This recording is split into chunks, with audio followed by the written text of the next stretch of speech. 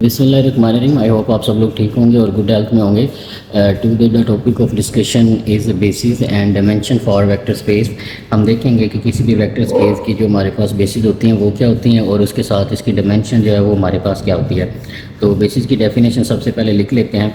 बिल्कुल ईजी हैं दोनों चीज़ें, इंशाल्लाह हम इसको अच्छे तरीके से समझने की कोशिश करते हैं। तो सबसे पहले हमारे पास बेसिस की डेफिनेशन है अ basis of a vector space. A basis of a vector space is a set of vectors that are linearly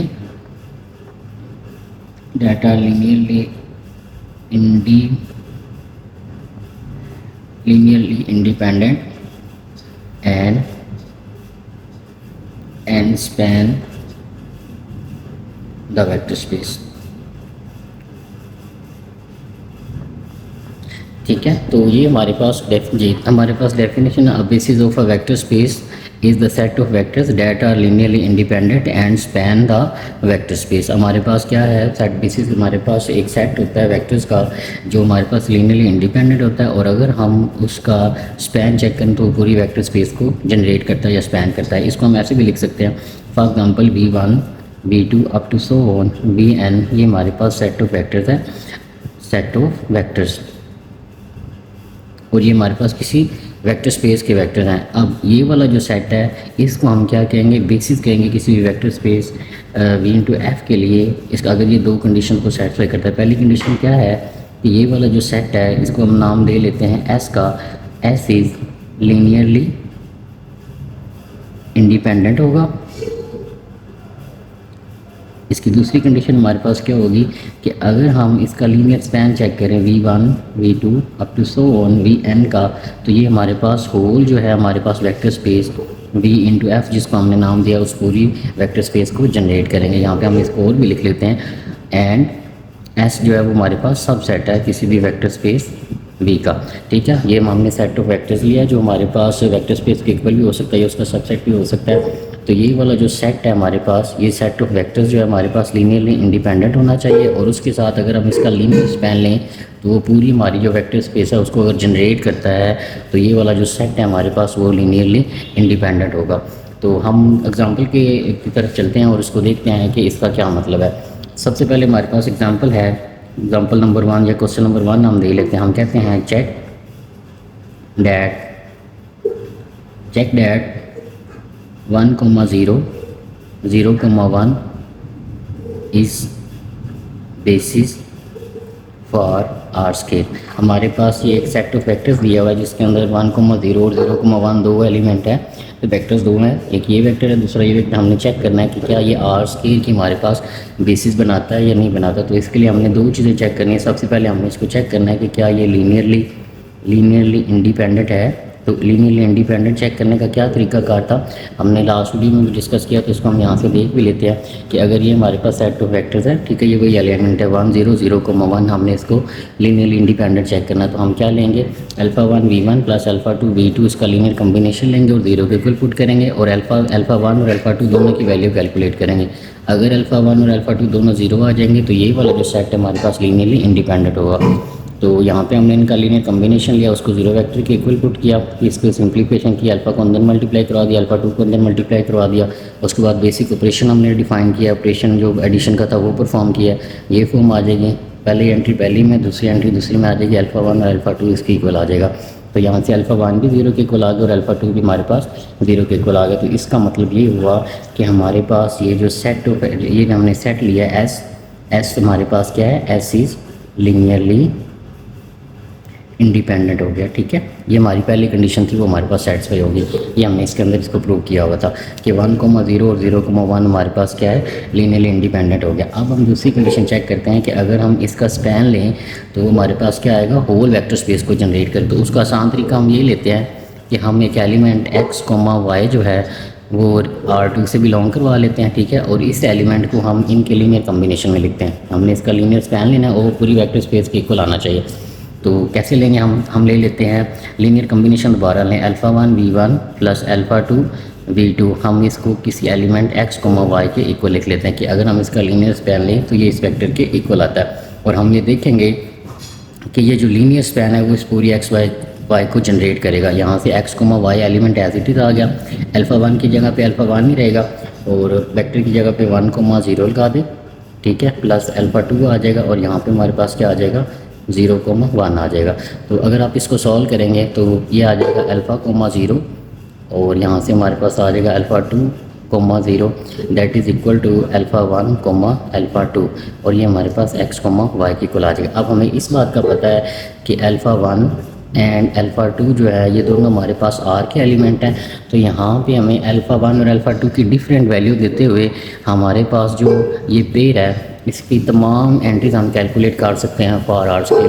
for example अगर हम अल्फ़ा 1 और अल्फ़ा 2 दोनों को 0, 0 लेते हैं तो x, y हमारे पास किसके इक्वल आ जाएगा, 0, 0 के इक्वल आ जाएगा। अगर अल्फ़ा को 1 लेते हैं और अल्फ़ा 2 को 0 लेते हैं, अल्फ़ा को 1 लेते हैं और अल्फ़ा 2 को 0 लेते हैं तो ये हमारे पास ये एलिमेंट आ जाएगा। इसी तरह अल्फ़ा 1 और अल्फ़ा 2 हमारे पास R से बिलोंग कर रहे हैं जो फील्ड के एलिमेंट होते हैं, ठीक है। तो by changing the alpha 1 and alpha 2 we can get complete R scale, ठीक है। हम अल्फ़ा 1 और अल्फ़ा 2 की वैल्यूज़ चेंज करते करते x और y को कंप्लीट जो पेयर ये ऑर्डर पेयर की फॉर्म में हमारे पास R स्केल बनेगा। x, y की फॉर्म में इसके एलिमेंट होते हैं, हम तमाम एलिमेंट्स को जनरेट कर सकते हैं। तो इसका मतलब ये हुआ कि 1, 0, 0, 1 जो दो वेक्टर्स हमने लिए हैं सेट S के वो हमारे पास R स्केल की बेसिस है और ये पूरी वेक्टर स्पेस को जनरेट करते हैं। इसके साथ हमने बात की है कि डिमेंशन क्या होती है, तो डिमेंशन की डेफिनेशन हम यहाँ पे लिख लेते हैं। डिमेंशन बेसिकली हमारे पास क्या होता है, DIMENSION। डिमेंशन बेसिकली क्या होता है, the number of element in the basis या basis set in the basis is called dimension of that vector space। the number of element in the basis is called dimension। किसी भी vector space की जो dimension होती है वो उसके अंदर जो नंबर ऑफ एलिमेंट पड़े होते हैं इन द बेसिस सेट के अंदर जो नंबर ऑफ एलिमेंट पड़े होते हैं वो उसकी बेसिस कहलाते हैं। तो ये हमारे पास पहले हमने इसको चेक किया, ये लीनियरली इंडिपेंडेंट थे, ठीक है। फिर हमने चेक किया कि अगर हम इनका लीनियर कम्बिनेशन लें तो वो पूरी x, y जो है हमारे पास R स्केल है उसके पूरे एलिमेंट बनाते हैं। तो इसका मतलब ये होगा कि इसका अगर हम लीनियर कम्बिनेशन लें तो वो पूरी R स्केल को जनरेट कर रहा है। तो ये हमारे पास दूसरी कंडीशन भी सेटिस्फाई होगी, ठीक है। तो ये दोनों कंडीशन सेटिस्फाई होगी तो इसका मतलब है ये हमारे पास क्या है, बेसिस है। और इसके ये बेसिस हैं, इसके कितने एलिमेंट बेसिस बना ले, एक ये एलिमेंट और दूसरा ये। तो हमारे पास जो R स्केल की बेसिस है डायमेंशन ऑफ R स्केल की हमारे पास क्या आ जाएगी, 2, क्योंकि इसको दो एलिमेंट मिलके जनरेट कर रहे हैं, ठीक है। आई होप इसको समझ आएगा। हम नेक्स्ट एग्जांपल की तरफ मूव करते हैं। जी नेक्स्ट एग्जांपल है हमारे पास, क्वेश्चन दिया हुआ हमारे पास, check 1, 1 and 3, 1 is basis for R scale. हमने चेक करना है कि ये R स्केल के लिए बेसिस हैं या नहीं है। तो इसको चेक करने के लिए हम सबसे पहले हमें दो चीज़ें चेक करनी है कि क्या ये लीनियरली इंडिपेंडेंट है, पहले ये चेक कर लेते, फिर हम ये चेक करेंगे अगर हम इनका लीनियर कम्बिनेशन लें तो क्या वो पूरी R स्केल को जनरेट करता है या नहीं करता। तो उस तरफ चलते हैं। तो अगर सबसे पहले इसको चेक करने के लिए कि ये लीनियर इंडिपेंडेंट है या नहीं है तो हम इसका लीनियर कम्बिनेशन 0 के इक्वल पुट करते हैं। तो इसको हम ले लेंगे alpha 1 v1 plus alpha 2 v2 is equal to 0। तो यहाँ से हमारे पास अल्फ़ा 1 एज इट इज़ आ जाएगा, v1 की जगह पे 1, 1 plus alpha 2 as it is, v2 की जगह पे 3, 1 इज़ इक्वल टू 0। तो यहाँ से हम करेंगे तो अल्फ़ा 1 और ये आ जाएगा 3 alpha 2 into alpha 2 is equal to 0। तो यहाँ से हमारे पास जो पहला एलिमेंट बनेगा वो बनेगा alpha 1 plus 3 alpha 2 alpha 1 plus alpha 2 is equal to 0, 0 vectors के इक्वल आ जाएंगे। तो पहले वेक्टर को 0 के इक्वल पुट कर लेते हैं और दूसरे को भी, पहले एलिमेंट को भी 0 और दूसरे को भी 0 के इक्वल पुट करते हैं। हमारे पास आ जाएगा alpha 1 plus 3 alpha 2 is equal to 0, equation number 1 बन जाएगी। और यहाँ से alpha 1 plus alpha 2 is equal to 0, तो ये क्वेश्चन नंबर 2 बन जाएगी हमारे पास। तो हम अगर इन दोनों को सब्ट्रैक्ट करें, सब्ट्रैक्टिंग 1 एंड 2, अगर हम इसमें से इसको सब्ट्रैक्ट करवाएं तो ये हमारे पास आ जाएगा 0, अल्फ़ा से अल्फ़ा कैंसिल हो जाएगा तो हमारे पास 0 अल्फ़ा रह जाएगा। अगर ना भी लिखें तो कोई इशू नहीं है। इसमें से इसको माइनस करेंगे तो ये आ जाएगा 2 अल्फ़ा 2 इज़ इक्वल टू 0। तो यहाँ से अल्फ़ा 2 की हमारे पास वैल्यू क्या आ जाएगी, 0 आ जाएगी। इसी तरह अल्फ़ा 2 की वैल्यू उठाएँ और उसको क्वेश्चन नंबर 2 में सब्सिट्यूट करें। Put in two. अगर हम अल्फ़ा टू की वैल्यू इसके अंदर पुट करेंगे तो alpha one plus zero is equal to zero, तो अल्फ़ा वन की वैल्यू क्या आ जाएगी हमारे पास, ज़ीरो आ जाएगी। तो यहाँ से हमने देखा कि इन दोनों वेक्टर का हमने लीनियर कम्बिनेशन लिया, ठीक है, तो उसको ज़ीरो के इक्वल पुट किया तो हमने अल्फ़ा वन और अल्फ़ा टू की वैल्यू ज़ीरो ज़ीरो आ गई। तो इसका मतलब क्या हुआ, सो 1,1 3,1 आर लीनियरली इंडिपेंडेंट वेक्टर्स। तो ये हमारे पास जो वेक्टर है ये लीनियरली इंडिपेंडेंट है। अब हमने चेक करना है कि अगर हम इनका लीनियर स्पैन लें तो वो आर स्क्वायर पूरी को जनरेट करते हैं। तो उसको शो करवाने के लिए हम क्या करते हैं, हम लेट कर लेते हैं कोई एलिमेंट एक्स कोमा वाई जो है वो हमारे पास आर स्क्वायर से बिलोंग कर रहा है, ठीक है। ये हम दूसरी प्रॉपर्टी सॉल्व करवा रहे हैं, हमने पहले प्रूव किया कि ये लीनियरली इंडिपेंडेंट है।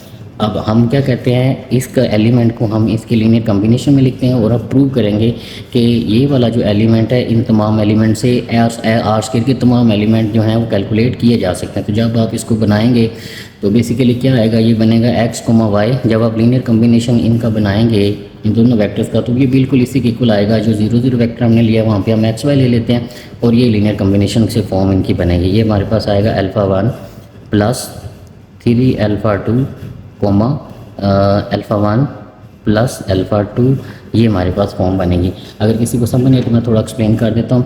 आप बेसिकली क्या करेंगे, alpha one V one plus alpha two V two is equal to this vector, ठीक है। इसको इसके इक्वल लिखेंगे, इन सब को सॉल्व करेंगे तो जो लेफ्ट साइड पे वो यही चीज़ बनेगी और ये एक्स कोमा वाई के एलिमेंट के इक्वल आ जाएगा। अब अगर हम यहाँ से बात करें तो यहाँ पे सिंपल ऑब्जर्वेशन है कि यहाँ पे अगर आप अल्फ़ा वन और अल्फ़ा टू, यहाँ पे alpha one as alpha one and alpha two belong to real number, ये हमारे पास जो फील्ड है वो रियल लाइन है तो रियल नंबर से बिलोंग करे, तो बाय चेंजिंग हमारे पास अल्फ़ा वन और अल्फ़ा टू की वैल्यू चेंज करने से हमारे पास जो एक्स वाई है इसके तमाम एलिमेंट्स, ये जो हमारे पास एक्स वाई प्लेन है जिसके अंदर पेयर की फॉर्म में नंबर आते हैं बिलोंग टू आर स्क्वायर, तो आर स्क्वायर के ये तमाम एलिमेंट हमें मिल सकते हैं bye changing the value of alpha one alpha to from the real line. Real line से हम अल्फ़ा वन और अल्फ़ा टू के डिफरेंट वैल्यू पुट करने से एक्स वाई की तमाम वैल्यू को जो है वो कैलकुलेट कर सकते हैं।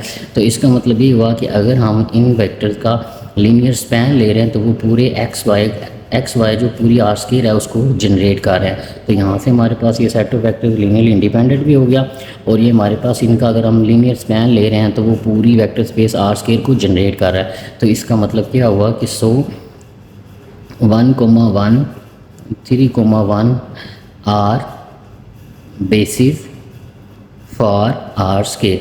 हमने ये देखा कि ये आर स्क्वायर के लिए हमारे पास क्या है, बेसिस बना लें। यहाँ पे एक इंटरेस्टिंग चीज़ ये है, कुछ बच्चों को कन्फ्यूजन ये होती है कि हमने इसको जब चेक किया है कि हमारे पास ये वाला हमने पहले क्वेश्चन किया, हमने ये कहा है कि चेक करें कि 1,0 0,1 ये आर स्क्वायर के लिए बेसिस हैं। तो हमने इसको चेक किया कि ये वाकई आर स्क्वायर के लिए बेसिस हैं और नंबर ऑफ बेसिस के एलिमेंट जो नंबर पड़े होते हैं, number of element in basis, वो हमारे पास क्या कहलाती है, डिमेंशन कहलाती है। आर स्क्वायर की डिमेंशन हमारे पास 2 है। अब यहाँ पे हमने बेसिस के एलिमेंट्स को चेंज कर दिया। पहले हमने यहाँ पे 0,1 और 1,0 और 0,1 लिया यहाँ पे, लेकिन यहाँ पे हमने वेक्टर्स को चेंज किया लेकिन ये भी बेसिस बना रहे हैं। तो इसका मतलब ये हुआ कि कोई भी जो वेक्टर स्पेस है उसकी जो बेसिस हैं वो एक से ज़्यादा हो सकती हैं। जैसे ये भी बेसिस है और ये भी बेसिस है। इसी तरह हमारे पास और कोई एग्जांपल हम देखें तो वो भी हमारे पास आर स्क्वायर के लिए बेसिस बना सकती हैं। ये ज़रूरी नहीं है कि बेसिस हमेशा हमारे पास एक ही होती है, नहीं, किसी भी वेक्टर स्पेस के लिए जो बेसिस होती हैं वो एक से ज़्यादा हो सकती है। जैसे ये भी बेसिस हैं आर स्क्वायर के लिए और ये भी बेसिस हैं आर स्क्वायर के लिए, ठीक है। लेकिन इसके अंदर इनकी जो है वैल्यू वो चेंज है। ये वाली जो बेसिस है 1,0 0,1 ये आर स्क्वायर की स्टैंडर्ड बेसिस कहलाती हैं, ठीक है। ये वाली जो हैं, ये जो हमने बात की है कि ये हमारे पास बेसिस बना रही हैं, तो जो 1,0 और 0,1 ये हमारे पास क्या है, स्टैंडर्ड बेसिस है, standard basis for R square. अगर हम इनको कहें क्या ये आर स्क्वायर की बेसिस है, हाँ ये आर स्क्वायर की बेसिस तो हैं लेकिन स्टैंडर्ड बेसिस नहीं है। आर स्क्वायर की स्टैंडर्ड बेसिस कौन सी हैं, 1,0 और 0,1। नेक्स्ट मूव करते हैं जी। हमारे पास नेक्स्ट एग्जांपल है, चेक 1,0 0,10 सॉरी 0,10 0,01। ये हम चेक करना है कि क्या ये हमारे पास आर क्यूब के लिए बेसिस है या नहीं है। तो सबसे पहले हम चेक करेंगे कि ये जो वेक्टर्स हैं लीनियरली इंडिपेंडेंट है या नहीं है। तो उसके लिए हम क्या चेक करेंगे, हम इनका लीनियर कॉम्बिनेशन बनाएंगे और उसको इक्वल 0 के इक्वल पुट करेंगे और अल्फ़ा 1 अल्फ़ा 2 और अल्फ़ा 3 की वैल्यू कैलकुलेट करेंगे।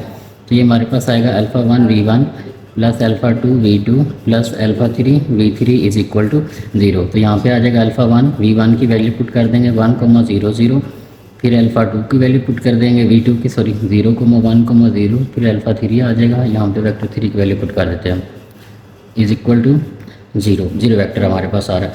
तो इसको जो यूज़ करेंगे तो ये हमारे पास अल्फ़ा वन आ जाएगा, ये हमारे पास आएगा अल्फ़ा 1,0,0, ये हमारे पास आ जाएगा 0 alpha 2,0 plus 0,0 alpha three is equal to 0।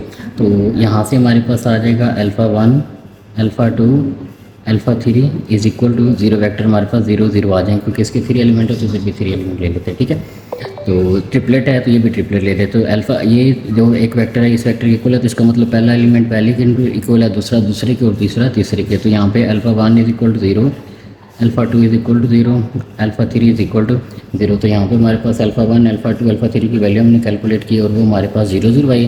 तो इसका मतलब ये हुआ कि ये जो हमारे पास वेक्टर है इसको इसका नाम दे देते हैं so the set S is linearly independent. ये हमारे पास लीनियरली इंडिपेंडेंट हो गया। ठीक है, अब हमने चेक करना है कि क्या अगर हम इनका लीनियर स्पैन लें तो क्या वो हमारे पास आर क्यूब पूरी को जनरेट करता है। तो उसके लिए आपने क्या करना है, एक ट्रिपलेट जो है हमारे पास आर क्यूब से जो बिलोंग कर रहा है वो आपने ले लेना है x, y, z belong to R cube. Then हमारे पास ये इसके को ले लेते हैं, देन हम चेक करते हैं कि क्या ये पूरी आर क्यूब को जनरेट करता है, यानी हम इनका लीनियर स्पैन लेते हैं, इसके इक्वल ले लेते हैं। तो ये हमारे पास आएगा x, y, z that is equal to, इसका लीनियर कम्बिनेशन लेंगे तो यही चीज़ हमारे पास बनेगी alpha one alpha two alpha three. तो ये हमारे पास आ जाएगा alpha one alpha two alpha three. ठीक है, जब आप लीनियर कम्बिनेशन लेके इस वेक्टर के इक्वल पुट करेंगे तो ये सारा सॉल्व करने पड़ेंगे। ये वहाँ पे जो 0,0 हमने वेक्टर लिया ये इसकी जगह हमारे पास x को y आएगा। तो यहाँ से हमें पता है कि हमारे पास alpha one alpha two and alpha three जो हमारे पास बिलोंग कर रहा है आर से, हम by changing the value of alpha one alpha two and alpha three we can generate whole R cube. हमारे पास इन तमाम ट्रिपलेट्स की वैल्यू हम कैलकुलेट कर सकते हैं अल्फ़ा वन अल्फ़ा टू और अल्फ़ा थ्री की वैल्यू कैलकुलेट करते हुए। तो हमारे पास आर एक्स वाई जी तीनों की वैल्यूज आती जाएंगी फॉर आर क्यूब। तो इसका मतलब ये हुआ कि यहाँ से हमने चेक किया कि सेट हमारे पास लीनियरली इंडिपेंडेंट था, और दूसरे नंबर पे हमने चेक किया कि अगर हम इसका लीनियर स्पैन लेते हैं तो वो हमारे पास पूरी आर क्यूब को जनरेट कर रहा है, इस पूरे एलिमेंट को जनरेट करेगा। तो इसका मतलब ये हुआ कि ये जो सेट ऑफ वेक्टर्स है ये हमारे पास लीनियरली इंडिपेंडेंट है और लीनियर स्पैन ले रहे हैं तो पूरी आर क्यूब को जनरेट कर रहा है। तो ये वाला जो सेट है हमारे पास आर क्यूब के लिए बेसिस बना रहा है। और number of element in the basis set is called dimension. तो 1 2 3 तो हमारे पास डिमेंशन फॉर आर क्यूब क्या आएगी, डिमेंशन फॉर आर क्यूब हमारे पास किसके इक्वल आ जाएगी, 3 के इक्वल आ जाएगी, क्योंकि इसकी बेसिस के अंदर 3 एलिमेंट है। और ये वाली जो बेसिस हैं ये हमारे पास स्टैंडर्ड बेसिस हैं, ये वाली भी R3 के लिए बेसिस हैं। इसके अलावा कोई और एलिमेंट अगर यहाँ पे आ रहे हैं वेक्टर्स की वैल्यू और आ रही हैं तो उनको भी हम चेक कर सकते हैं क्या वो बेसिस हैं या नहीं। तो उनको दोनों कंडीशन सेटिस्फाई करनी चाहिए। जो भी आप सेट ले रहे हैं ट्रिपलेट वाले वो हमारे पास लीनियरली इंडिपेंडेंट होने चाहिए, और पूरी अगर उनका लीनियर कम्बिनेशन ले तो पूरा एक्स वाई जी ये जो ट्रिपलेट है आर क्यूब के तमाम एलिमेंट को वो जनरेट करता हो। तो इस तरह हमने ये 2 एग्जाम्पलें देखी हैं, आर क्यूब को और आर स्क्वायर को हमने देखा है कि हमारे पास उसकी बेसिस हैं या नहीं है। तो अब आगे मूव करते हैं।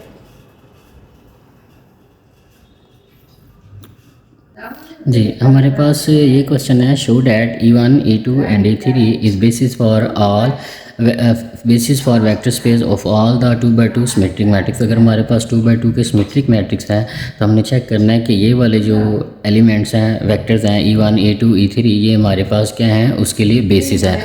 तो ये हमने देखना है। तो सबसे पहले हमने ये चेक करना पड़ेगा कि ये जो तीनों हमारे पास मैट्रिक्स हैं E1 E2 E3 जो हैं ये लीनियरली इंडिपेंडेंट है। और उसके साथ हमें ये भी पता होना चाहिए कि ये सिमेट्रिक मैट्रिक्स है कि अगर हम E का ट्रांसपोज लेंगे तो वो हमारे पास E1 के ही इक्वल आएगा। इसी तरह आप E2 का ट्रांसपोज लेंगे तो वो E2 के इक्वल आएगा, और इसी तरह आप E3 का ट्रांसपोज लेंगे तो वो E3 के ही इक्वल आएगा। तो इसका मतलब ये हुआ E1 E2 E3 हमारे पास सिमेट्रिक मैट्रिक्स हैं, और हमें यही शो करना है कि ये वाले जो हमारे पास मैट्रिक्स हैं ये सिमेट्रिक मैट्रिक्स 2x2 के लिए हमारे पास बेसिस बनाते हैं। तो सबसे पहले हमें चेक करना पड़ेगा क्या ये लीनियर इंडिपेंडेंट हैं या नहीं है। तो हम इनका क्या लेंगे, लीनियर कम्बिनेशन लेंगे, alpha 1 V1 plus alpha 2 V2 plus alpha 3 V3 is equal to 0 vector के इक्वल लेंगे। तो यहाँ पे हमारे पास सेट ऑफ वेक्टर्स हैं, तो हम हमारे पास जो ये जो 0 वेक्टर है इसको भी मैट्रिक्स की फॉर्म का ले लेंगे।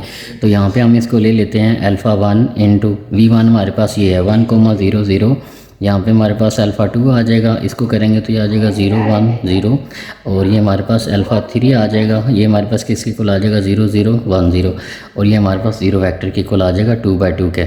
ठीक है, 2/2 का सिमेट्री मैट्रिक्स का ट्रांसपोज लेंगे तो वही बनेगा। तो यहाँ से अगर आप इसको सॉल्व करें तो ये हमारे पास आ जाएगा अल्फ़ा 1 0 0 0, ये हमारे पास आ जाएगा plus 0 alpha 2 into 0 plus 0 0 0 alpha 3 is equal to 0 0 0। तो यहाँ से अगर हम इसको सॉल्व करें तो ये हमारे पास क्या बनेगा अल्फ़ा 1, ठीक है, ये इसके अंदर ऐड होगा तो यही रहेगा। जब आप अल्फ़ा 2 को चेक करेंगे तो दूसरी एंट्रीज आएगी तो ये सिर्फ अल्फ़ा 2 रहेगा। इसी तरह जब इनको ऐड करेंगे तो ये हमारे पास यहाँ पे अल्फ़ा 2 आ जाएगा, और थर्ड एंट्रीज में हमारे पास यहाँ पे अल्फ़ा 3 आ जाएगा। तो इसका आंसर ये आएगा, और ये किसके इक्वल आ गया 0 0 0। तो ये दो मैट्रिक्स हैं आपस में इक्वल हैं, तो इसका मतलब ये हुआ कि इनकी डायगोनल एंट्रीज भी आपस में एक मतलब इसकी क्रॉसपोंडिंग एंट्रीज जो हैं वो भी हमारे पास आपस में इक्वल होंगे। तो यहाँ से हमारे पास अल्फ़ा 1 0 के इक्वल आ जाएगा, अल्फ़ा 2 जो है वो भी 0 के इक्वल आ जाएगा, और इसी तरह अल्फ़ा 3 जो है वो भी हमारे पास 0 के इक्वल आ जाएगा। तो alpha 1 alpha 2 and alpha 3 all the scalar values are 0। So E1 E2 and E3 are linearly independent vectors. ठीक है, तो हमारे पास E1 E2 और E3 है, ये हमारे पास लीनियरली इंडिपेंडेंट आ गया। अब हमने शो करवाना है कि अगर हम इनका लीनियर स्पैन लें तो वो हमारे पास पूरी एक सिमेट्रिक मैट्रिक्स की जो फैमिली है उसको जनरेट करेगा, उसको हमने चेक करना है। तो जिस तरह हम R³ के लिए चेक करने के लिए इसका स्पैन तो हम इसका एक एलिमेंट लेते थे और उसके इसके लीनियर कम्बिनेशन में लिखते थे, इसी तरह हम सिमेट्रिक मैट्रिक्स के लिए हम क्या लेते हैं कि एक सिमेट्रिक मैट्रिक्स अपनी तरफ से लेट कर लेते हैं। हम लेट कर लेते हैं कि हमारे पास जो सिमेट्रिक मैट्रिक्स है वो हमारे पास इस फॉर्म का हम ले रहे हैं A, B, B, C, ये हमारे पास हमने एक मैट्रिक्स लिया है। अगर आप इसका ट्रांसपोज लेंगे तो आप देखेंगे कि वो इसी के इक्वल आएगा। हम चेक कर लेते हैं, ये आ जाएगा A B B C, इसका ट्रांसपोज लें तो पहली रो कॉलम में चली जाएगी और दूसरी रो कॉलम में चली जाएगी, तो ये वही इसी के इक्वल आ जाएगा। तो इसका मतलब ये हुआ ये क्या हमारे पास सिमेट्रिक मैट्रिक्स है। ठीक है, तो हम सिमेट्रिक मैट्रिक्स जो हमने एक एलिमेंट ले लिया है तमाम 2/2 के मैट्रिक्स में, सिर्फ हम चेक करते हैं कि ये जो 2/2 का मैट्रिक्स है इसको हम ये जो हमने सिमेट्रिक मैट्रिक्स में एक एलिमेंट लिया है इसको हम इन वेक्टर्स के लीनियर कॉम्बिनेशन में लिख सकते हैं। तो उसके लिए हम क्या लिखते हैं, यहाँ पे लिख लेते हैं alpha 1 E1 plus alpha 2 E2 plus alpha 3 E3 के इक्वल आ जाएगा।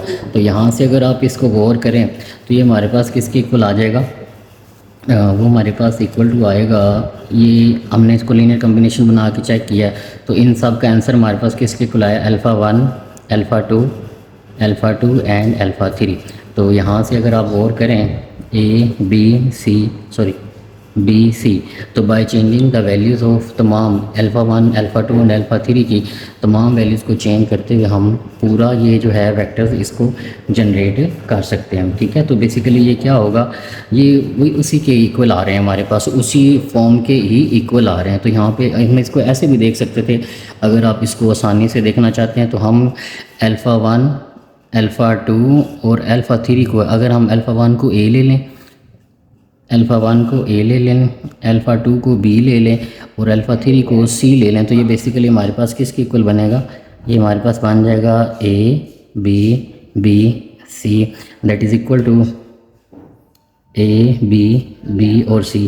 तो बेसिकली क्या होगा, ये एलिमेंट उसी के ही इक्वल आ गया। तो इसका मतलब ये हुआ कि हमने इन तमाम जो हमारे पास E1 E2 E3 जो था हमारे पास, इन तमाम का हमने लीनियर कॉम्बिनेशन लिया और वो हमारे पास उस जो सिमेट्रिक मैट्रिक्स है उसके इक्वल इसका आंसर आ गया। तो इसका मतलब ये हुआ कि ये हमारे पास जो है लीनियरली इंडिपेंडेंट भी है और इनका पूरी लीनियर स्पैन ले रहे हैं, तो हमारे पास एक 2/2 क्लास के सिमेट्रिक मैट्रिक्स को पूरे को जनरेट करता है।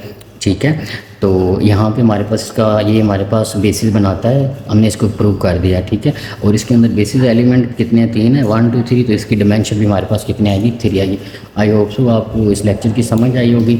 हमने इसके अंदर क्या देखा, हमने बेसिस देखे हैं, बेसिस क्या होती है और डिमेंशन क्या होती है किसी भी वेक्टर स्पेस की। हमने R² की बेसिस और डिमेंशन देखी, फिर हमने R³ की डिमेंशन और बेसिस देखी, और उसके बाद हमने सिमेट्रिक मैट्रिक्स 2/2 को हमने चेक किया कि क्या ये 2/2 सिमेट्रिक मैट्रिक्स के लिए E1 E2 E3 जो है ये बेसिस हैं या नहीं है। तो इसको अच्छे तरीके से समझिएगा, इंशाल्लाह आपको समझ आ जाएगी। अगर कोई कन्फ्यूजन हो तो आप उसको पूछिएगा, इंशाल्लाह उसको क्लियर किया जाएगा। Thank you very much. अपना बहुत सारा ख्याल रखिएगा। अल्लाह हाफिज़।